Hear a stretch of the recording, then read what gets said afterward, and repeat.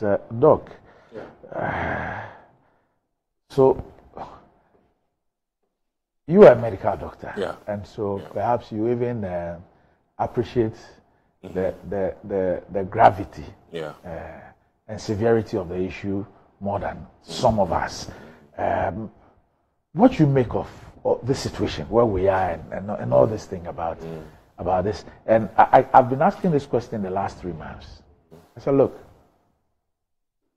how do you describe a country that increasingly demonstrates, or a government rather, that increasingly demonstrates its incapability of protecting its forest cover and water bodies? Well, Doc, thanks for the opportunity. This is a very delicate discussion.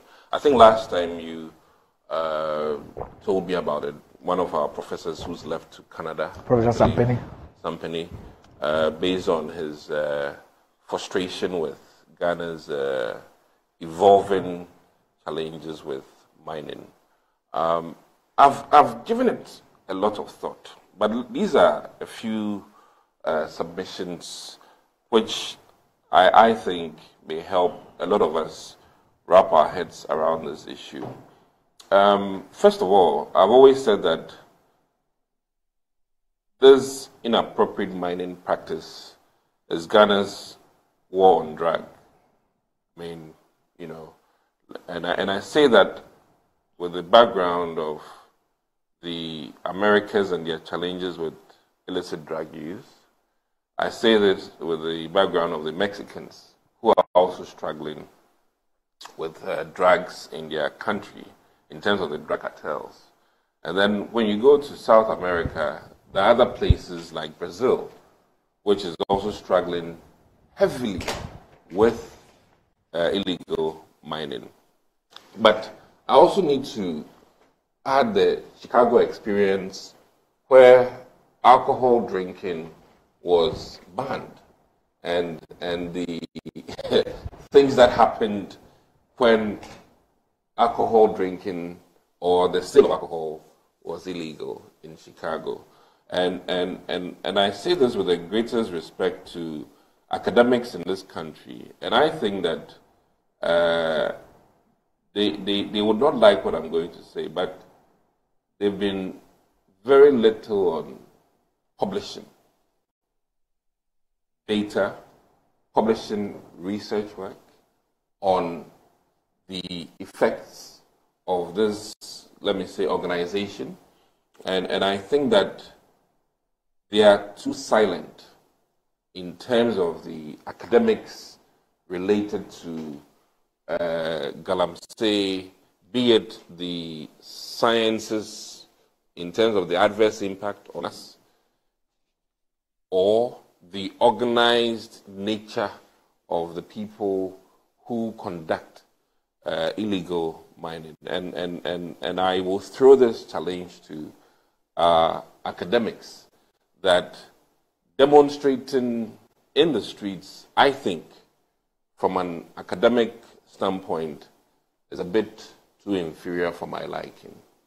I would want that they give me some very powerful, well thought out research, exercise on this serious thing in this country.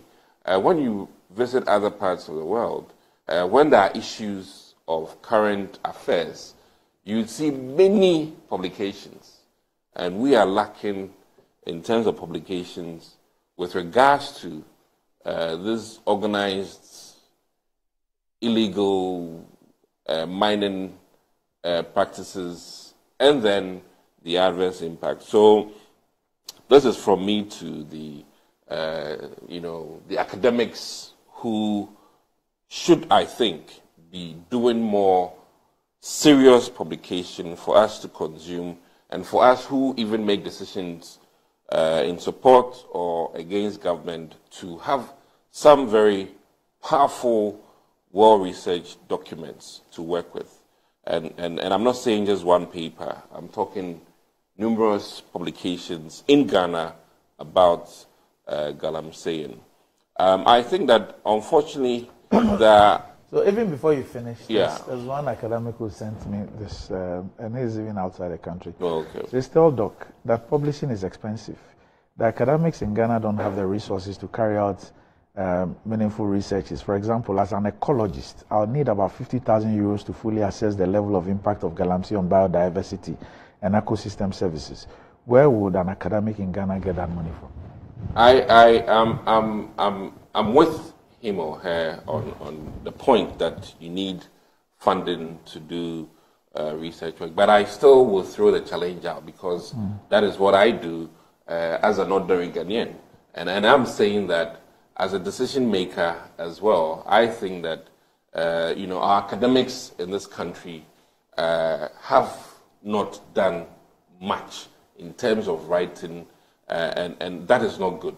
And that one, the fact remains, whether their fund-seeking processes are ill, and if that is the case, then academia in Ghana needs to also improve on their fund-seeking processes for research. And I can appreciate that he or she is outside the country, but the fact still remains. And I think that as somebody who believes in making decisions based on very well-researched papers, I think that our academics in this country are failing us.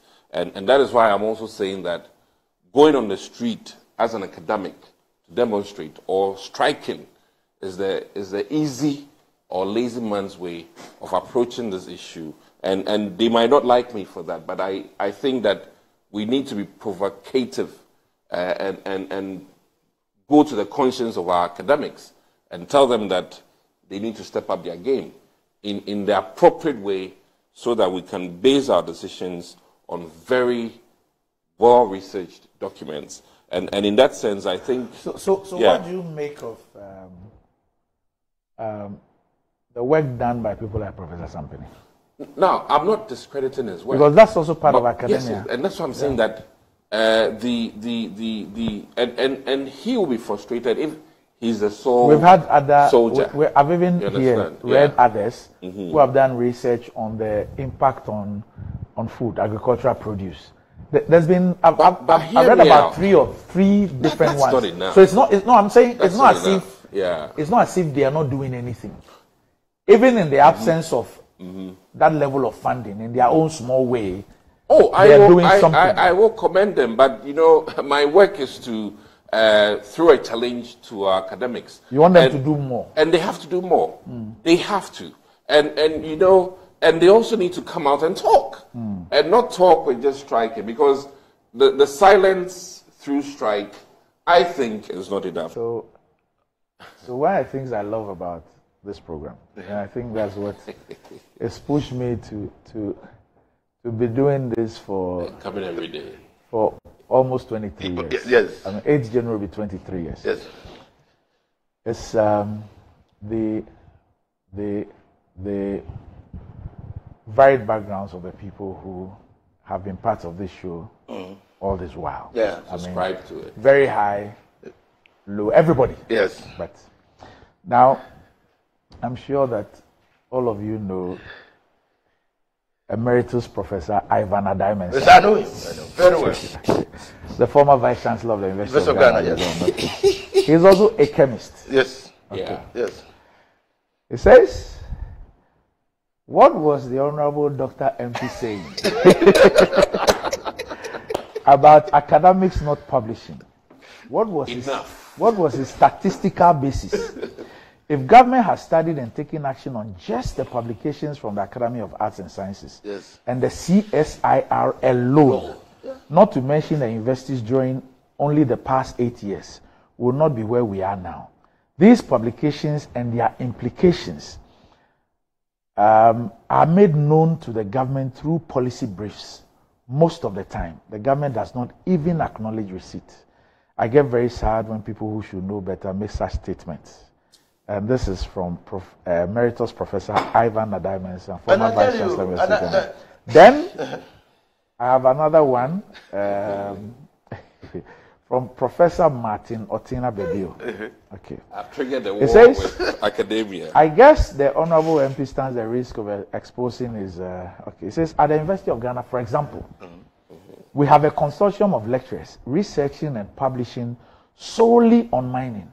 I can give him free copies. This is from Professor Martin Otina Bebio. So I tell you again. So what about the ministry? And then there's evidence. So, in fact, what is the basis of when they call by organized labor for government to do something? It's not on the basis of evidence. Yes. Yeah, so there is evidence. It's not, and In fact, again, government does not dispute the the evidence. evidence. Yes. So Okay, I'll let you know. so we must get that one right.